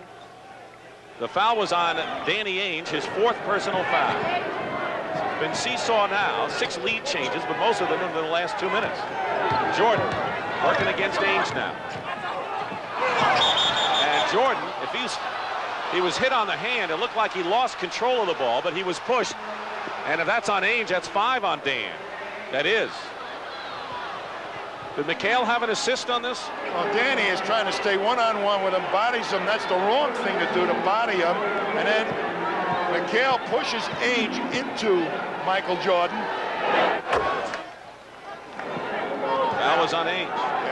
A lot of fouls called on the two guards defending against Jordan right now. They're trying to save Dennis Johnson for the stretch against Michael Jordan. 40. Having Ainge play him now. 42 points. That's what you want. You want Dennis Johnson to be there down the stretch. And he has 5 on the bench. Inside to McHale. See you later. You overplay against McHale, and he gets the ball. Just count it. And the Celtics regain the lead. 25 for Kevin McHale. Boston is really having trouble getting pace going because there's so much poise right now by the Bulls to get the shot they want. Jordan misses. Woolridge has the rebound. Chicago Bulls are playing as if they've been in the playoffs every year for 10 years. Sidney Green misses, and finally the Celtics get it, and McHale the rebound. The Celtics' biggest lead was 2-0, and now they can open up a 3-point lead. Walton, great inside move. Passes to Bird, doubled quickly. Good rotation for Chicago. Dennis Johnson into the ballgame. Sidney Green is fouled. Going for the ball with 7:50 remaining. Stan Albeck's reaction to the action. I like the way his tie flops up and down. And, he's got a hop in his step, too, huh? Larry Bird with his 4th personal foul. Look at the litany of fouls we've got here. We've got Walton with 5, Ainge with 5, Dennis Johnson with 5, Harris with 4, Bird with 4. Maybe that's what that isolation game is doing, is drawing attention to the individual one-on-one defender. And the move for Casey Jones might be to try and really take the ball out of the hands of a Woolridge or a Michael Jordan with double teams. 7:50 to go, and a lot can happen. But here's a team, the Chicago Bulls, who lost 52 games. This is the first time a team has made the playoffs with 50 or more losses since the Bulls did it in '68. And they're tied in Philadelphia. And I'd have to say the 76ers, you want to use the old cliche, backs against the wall. They're against the wall now. Can't afford to go down 2-0. With 2 more games coming up. Bird goes for 3. Celtics lead 102-100. They were down by 1. Now they're up by 2. 32 points for Larry Bird. We told you about Bird and Jordan at the start. Block. Paxson has a shot blocked, and Ainge will get an easy basket. Albeck wants a timeout.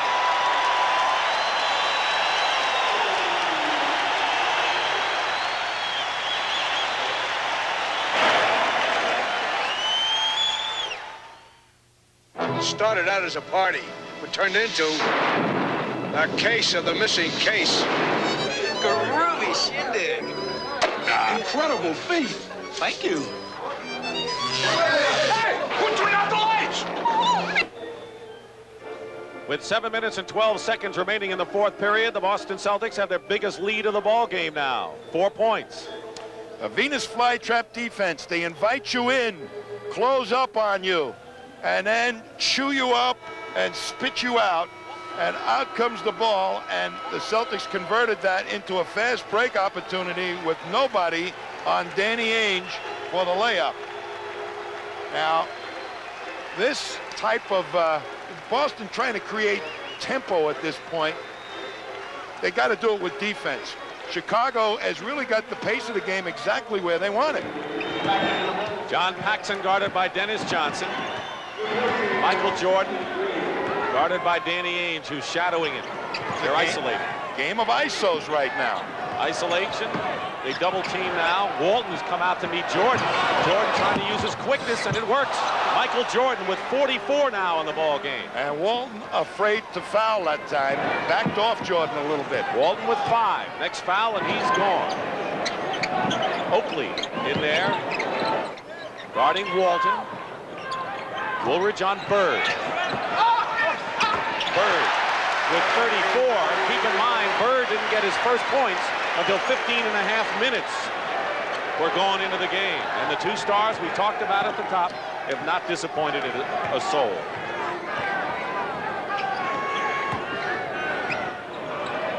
Walton trying to double, now picking up Jordan.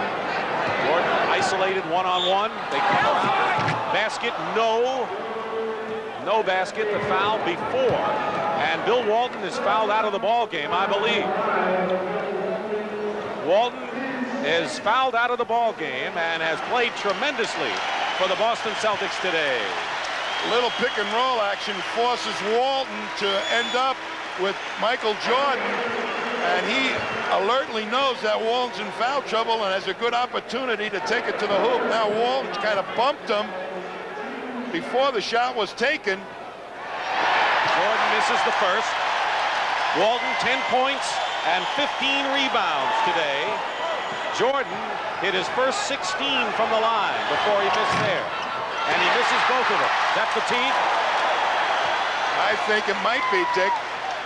But you got to miss some free throws once in a while. I think Jordan right now, they did a great job of not asking him to do too much too early. Just under 6 minutes to go, fourth period. Celtics leading by 4, and they'll call the foul away from the ball.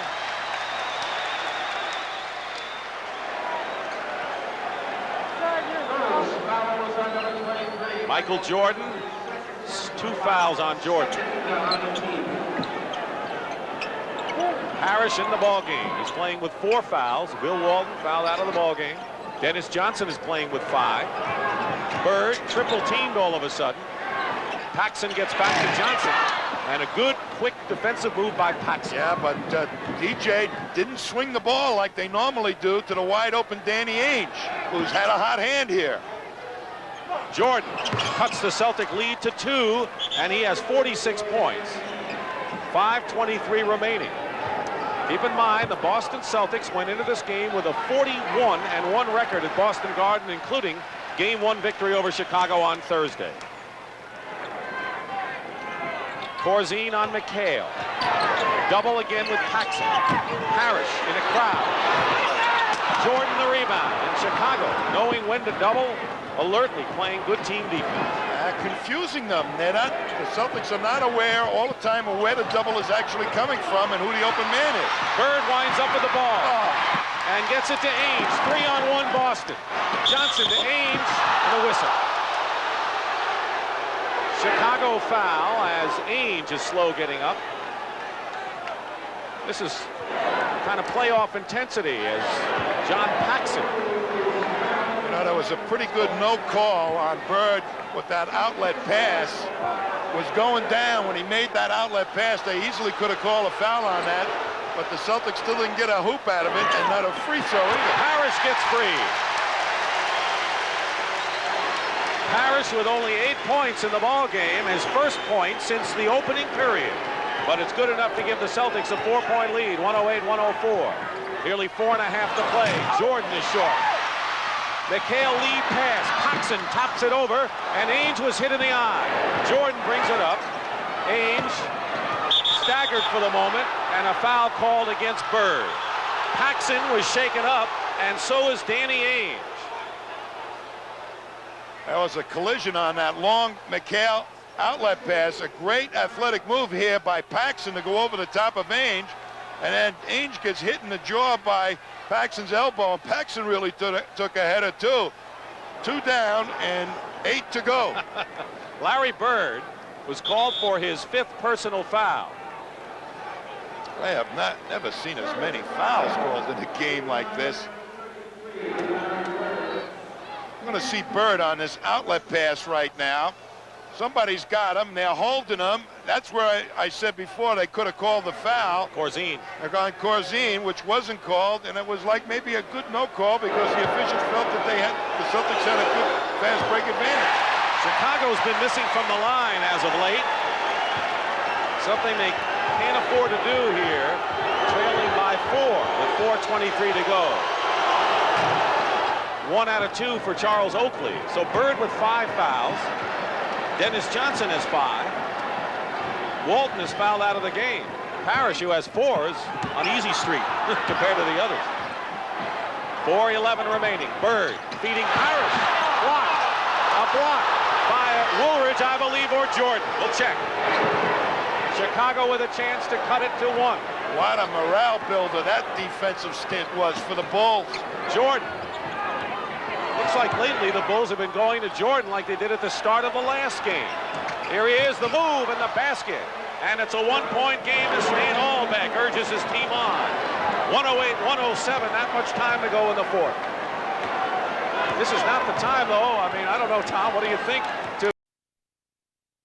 Tommy, let's see the Chicago Bulls do it at both ends of the floor in the sequence. Well, you've got to have a good rotating weak side of your defense. That's Michael Jordan.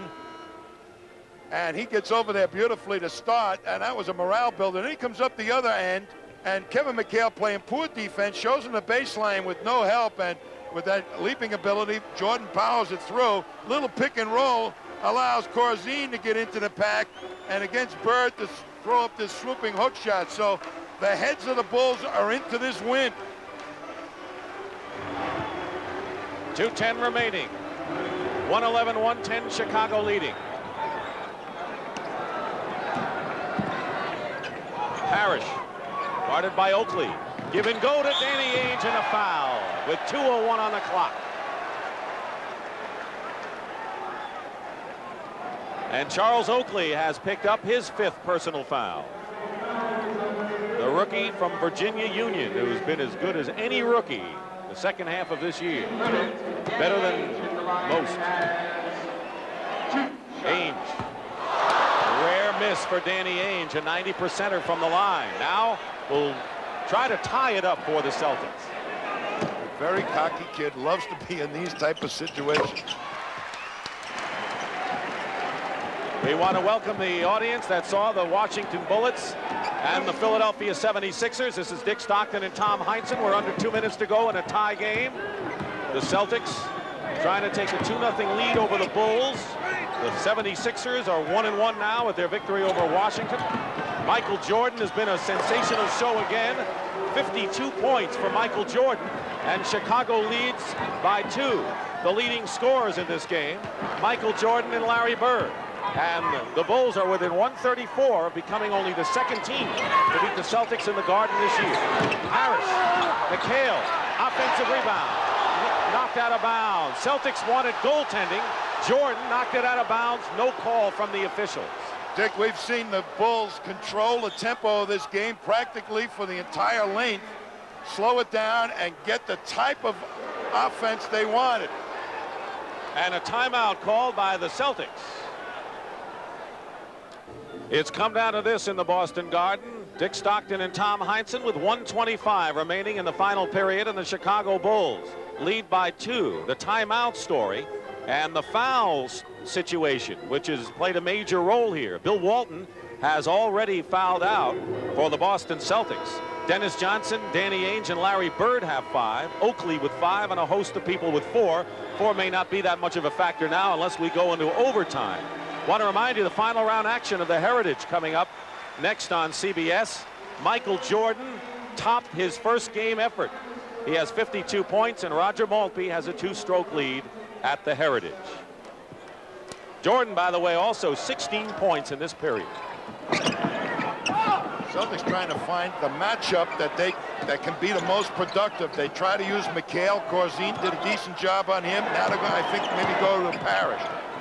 10 on the clock. Double on Parrish. Dennis Johnson penetrates, draws the foul, and gets the basket. Big play by Dennis Johnson. Can you imagine he didn't make the All-Star team?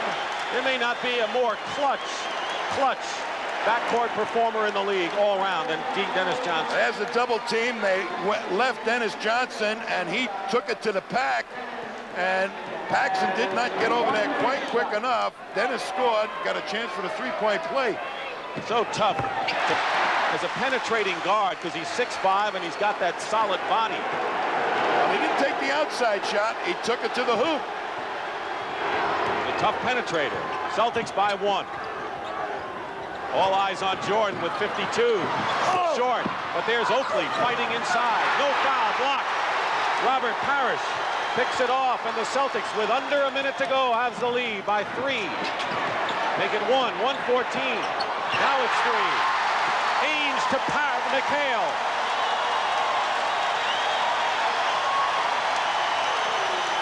.27 for Kevin McHale. Those big guys run down the middle of the floor. They get open. It's been the Celtics story this year.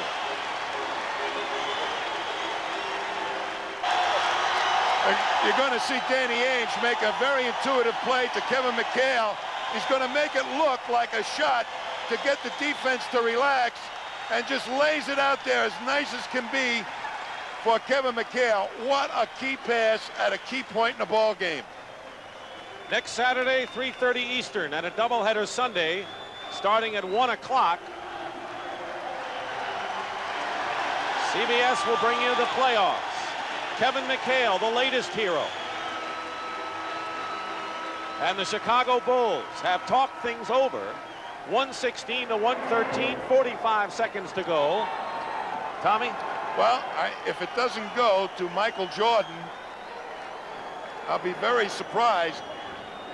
But what they really have to do, the Celtics will be jumping at him, is on the shot by Jordan. If he misses, everybody bang the board. Paxson. Borzine in the corner, inside to Oakley, and a foul. Parrish, that'll be his 5th personal foul, 5 on Robert Parrish. So they went to someone else other than Michael Jordan and Casey Jones. Well, they beat the Boston press, and here's Oakley underneath, and there was the foul on Parrish. Bird had a hand on the ball. Boston went up and challenged Michael Jordan. Oakley 66% from the line on the year, 4 for 5 today. But when they pushed it up, the rest of the defense of the Celtics wasn't into play. Good move by Paxson to create it. And the Celtics lead by 2. And now Chicago has to play defense right here and not allow the Celtics to score, and perhaps not to foul. They'll get another possession. 23 seconds and 11 on the shot clock. Bird guarded by Woolridge. Bird fires it up blindly. Parrish loses it to Oakley. And there are 8 seconds to go, and Chicago calls timeout with 6 on the clock. A 2-point ball game. Chicago. Larry Bird threw up a wild shot. Parrish seemingly had the ball, and there was Stan Albeck looking on as Oakley ultimately wound up with the ball. That was a 4-hop play. And Stan, right on it, calls the timeout. But here's Bird being double teamed. I think he was really hoping he'd get a foul call that time. Parrish has the rebound, and a nice knockaway by Jordan right into the hands of Oakley. Well, they got the ball to the man they wanted, Larry Bird. Not the best judgment that time. He thought he might have gotten fouled. That's why he let it fly. All right, so 6 seconds to go, Tommy. The obvious thing is to let Michael Jordan do it, either outside or inside. He has a career high of 52 points. Tremendous effort by Michael Jordan. What are the options now for Stan Albeck other than Michael Jordan, or is that it? Well, he's your #1 guy that can get by a man, but all the Celtics are going to be running at him. If they can get the ball to him quickly, they'll be able to get a shot, a quick shot, and a potential rebound. More for the fact that the Celtics will be concerned about him. That's why I want the ball in his hands and hope that he makes the shot. If not, you got almost a guaranteed shot at a good rebound opportunity. Bulls have 1 timeout left. They led most of the way in this game, 11 in the first half, 10 in the second. Celtics whittled the lead. They were down by 3 after 3 period and open up a lead of no more than 4 points with 7 minutes to go and a little less than that. And Chicago fought back, had the score tied it a couple of times. They went back and forth, and now it's a 2-point game. The other question is, as Kyle Macy takes his jacket off, do you go for 3 and try to gamble and win it all here? Well, you might, because the 3-point play for Kyle Macy is an easy shot. And that penetration by Jordan might create that, but he also may make the basket himself and get the foul. They got a couple of ways they can score 3 points here. They have 1 timeout left, 6 seconds to go. Paxson will inbound. And now the Celtics call a timeout. Is there something they saw? The lineup on the inbound play, I think, and who's in the ball game. They just recognized Macy was in there, I believe, and now they said, let's talk it over what we're going to do with Macy. Now, what could they do with Macy? Now they have several possibilities for outside shots, Jordan and Macy being just 2 of them. Well, by putting Macy in the ball game, what you have is the potential of the defense extending. All right, we'll be back with the finish. The Chicago Bulls have given the Boston Celtics a tremendous battle today, but need 2 points to tie, perhaps 3 to win with 6 seconds to go. Michael Jordan with a career high of 52 points on the heels of 49 in game 1. Larry Bird with 34 points and 11 rebounds today. And talking about whether to go for 3 or 2, keep in mind that Bird has 5 fouls, Parrish has 5, Walton's out of the game. Chicago may be better off going for 2, but who knows? They got Paxson and Macy in there. By having them in the lineup, that might extend the Celtics defense. Wedman is in for Boston for defensive purposes. That's the change the Celtics made. Michael Jordan working against Dennis Johnson. Clock running down, 3 seconds, 3-point shot, no good. And a foul, late sweep. A foul against Kevin McHale has been called by Middleton with no time showing on the clock. Kevin McHale can't believe it. Kevin McHale has been called for the foul on Michael Jordan from 8 feet beyond the 3-point line. I have to see it myself. Here's Kevin coming all the way, and we didn't see what actually happened, but players do fake the foul. He can tie it up here and send the game in overtime. No time remaining. He made his first 16, then missed 2 before he made the 1, and this is pressure.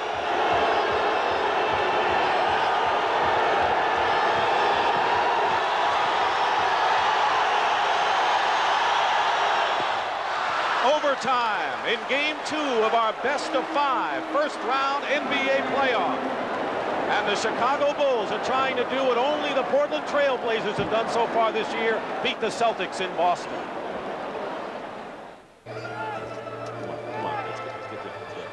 We're going to see it. We can't really see whether Kevin McHale fouled him or not, but boy, that shot, McHale has to go out there to react.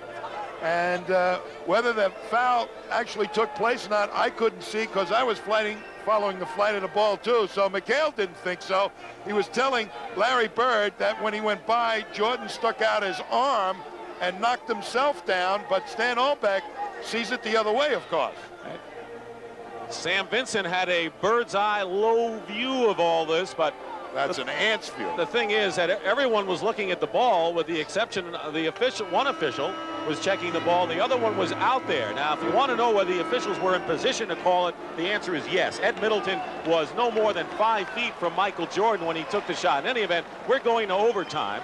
And Michael Jordan with 54 points, a career high, and 5-minute overtime session. Each team has 3 timeouts. Boston still has a 20.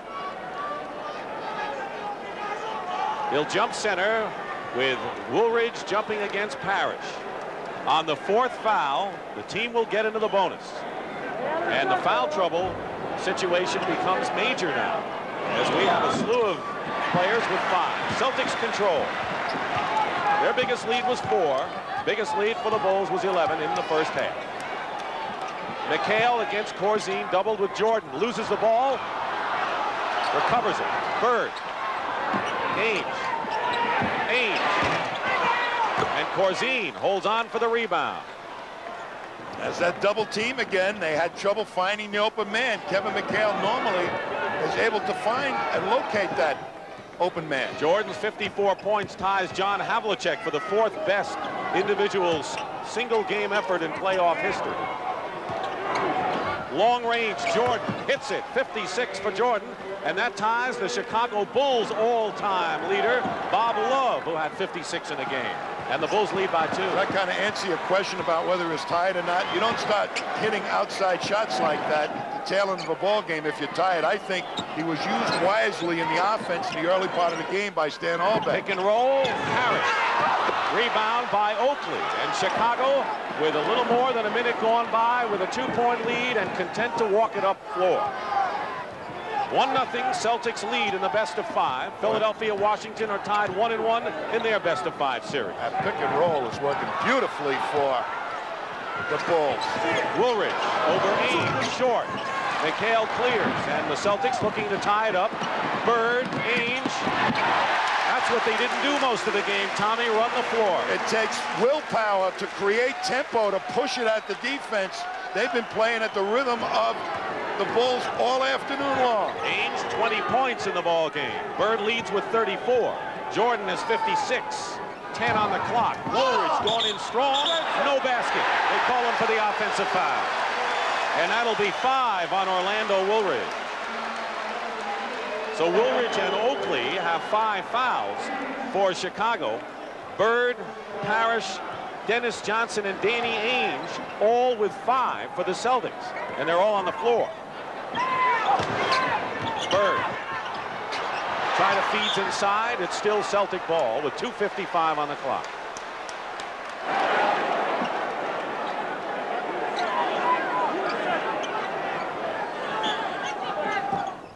Ainge, baseline, fires it up. Bird loses the ball inside, and Oakley got a piece of that one. 118, 2:45 remaining in overtime. Jordan hit 2 free throws with no time on the clock to send it into OT.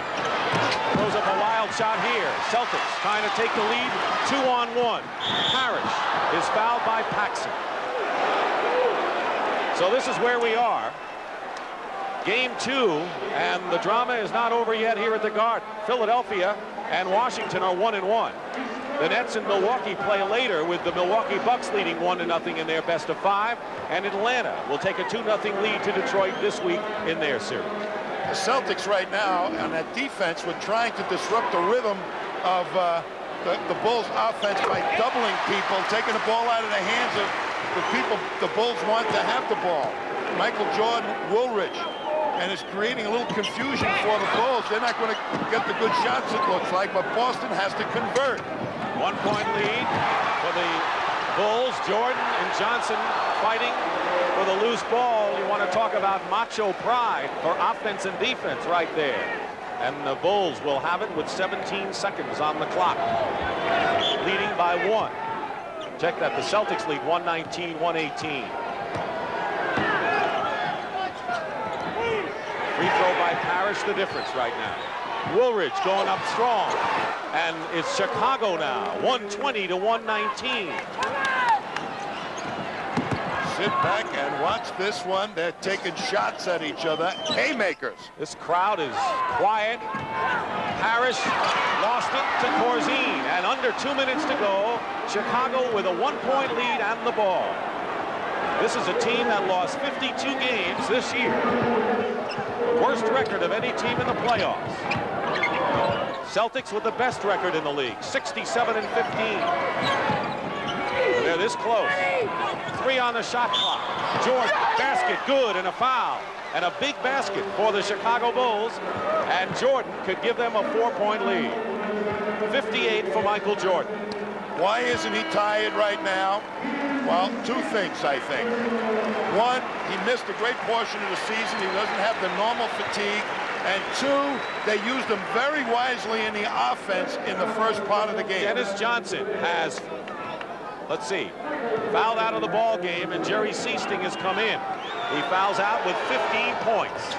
59 for Michael Jordan. Second best playoff ever in a single game to Elgin Baylor's 61. We could see an all-time record established. Seasting in a crowd. Fall away. Basket good and a foul.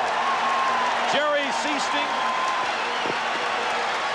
with 3 or 4 men on him, and he's only 6'1", made a big basket for Boston. And he did something that the rest of the Celtics have not been doing. He faked when he got into the defense, lifted people, and then took the shot. Smart play by Jerry Seasting. Foul on Jordan is 4th. Seasting misses the free throw. Parrish and Seasting each have missed 1 important free throw here. Otherwise, this game would be tied. Final round of the Heritage coming up after this game. 123-121 Chicago in overtime. Jordan. And Bird got a hand on it. Great play by Larry Bird as he anticipated the pass out by Jordan. And the Celtics are looking to tie or lead. Bird. Foul. That was the only play Chicago had, and even the Celtics are off their chairs. Here he comes. Bird cuts off Jordan at the baseline. They turned him loose, pushed him underneath the basket. The ball, a pass out, hit the net, so it ends up in the hands of Robert Parrish. And I'll tell you this is one rugged overtime period and 4th quarter. I'll tell you, they're going at each other physically. They're banging. Chicago calls a timeout, and Parrish has one free throw to try to tie it up with 59 seconds to go in OT. Michael Jordan, 59 points. Elgin Baylor, the all-time single-game performance. A little pick-and-roll play is causing the Celtics trouble. They're switching onto Michael Jordan, and Corzine is getting a mismatch against a little guy. McHale, Ziesting all alone in three-point territory. Bird coming out. Bird throws it away. Long pass, Woolridge. Woolridge in a crowd, blocked by McHale. Loose ball out of bounds. And it's Celtics possession. You know, Tommy, you wonder whether the Celtics, looking for 3 points, are saying to themselves, we've had enough of this Chicago team. Let's just blow them out here. Well, they got to go find some place to get that shot. Seasting's the guy. They should be looking on a double team. McHale finds Seasting. Quick pass. Good one. Aim. Timeout, Chicago.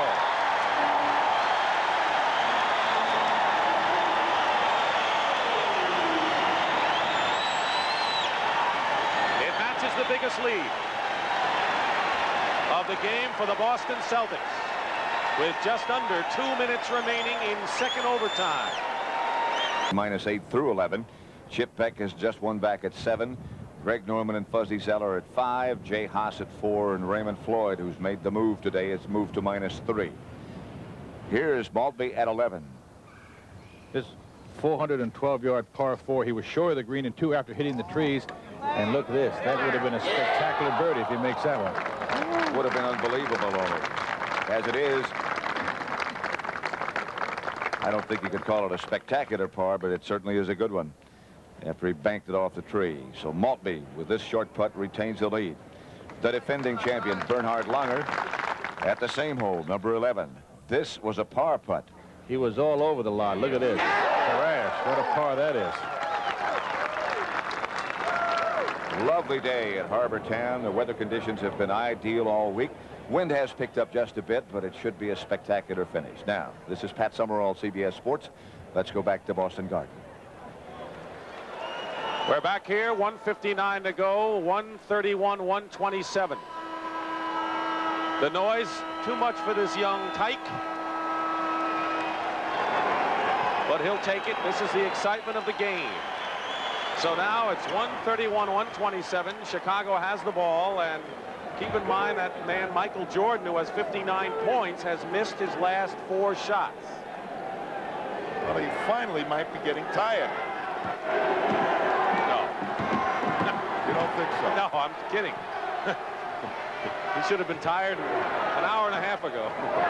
Ainge guarding Michael Jordan. Jordan goes up with a shot and hits it, and has 61 points to tie Elgin Baylor's all-time single-game playoff record that he established against these Celtics 24 years ago. McHale working against Corzine. And Jordan the rebound. And with a minute and a half to play in 2 overtimes, Chicago looking to tie. And the Bulls took off the double team that time in respect for Seasting and Ainge's outside shooting. Jordan with 8 on the clock. Jordan ties the game. Oh, boy. 63 points, and you're looking at an all-time record. Oh, boy. Michael Jordan. That was a fantastic move. I mean, he went over 3 guys that time. No one has ever scored more points in a single playoff game in NBA history than Michael Jordan. A minute to go, and tied at 131. 7 on the shot clock. McHale to Seasting. Open. And the Celtics regain the lead. And if you don't think Jerry Seasting has been maybe the missing ingredient to the Celtics this year, just see what he's done in this game. 8 points, but big 8 points. An incredible shooting. He went down and doubled at the last instant, and Seasting got the easy shot. He's going to make those. McHale is on Jordan now with 6 on the clock. He missed. Parrish, the rebound. Not to be denied, he grabbed it away from Oakley. Celtics with 24 seconds to go.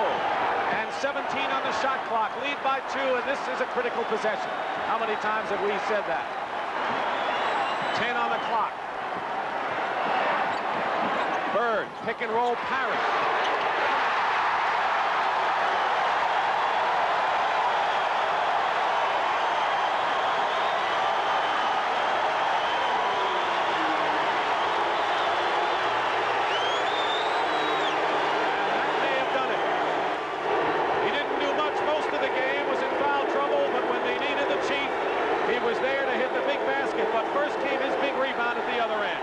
Tell you, a big rebound, and somebody hit him at the ankles, I think.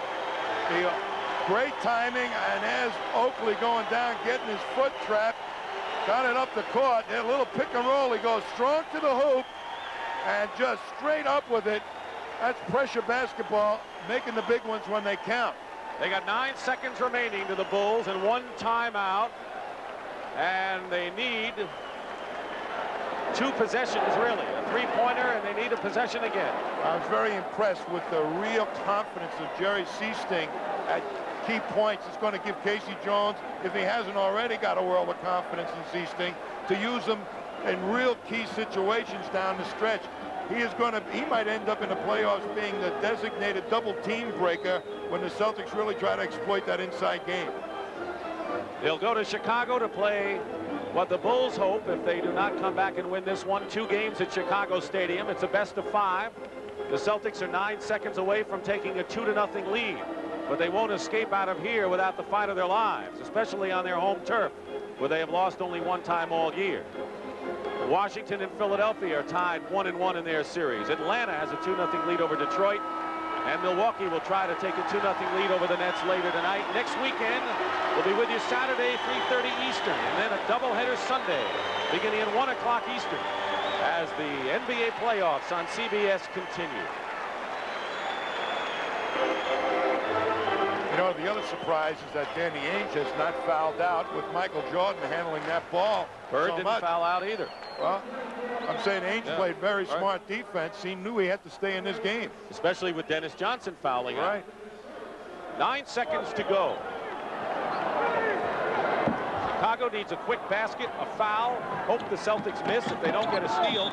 And now the Celtics use a foul and chop off a second.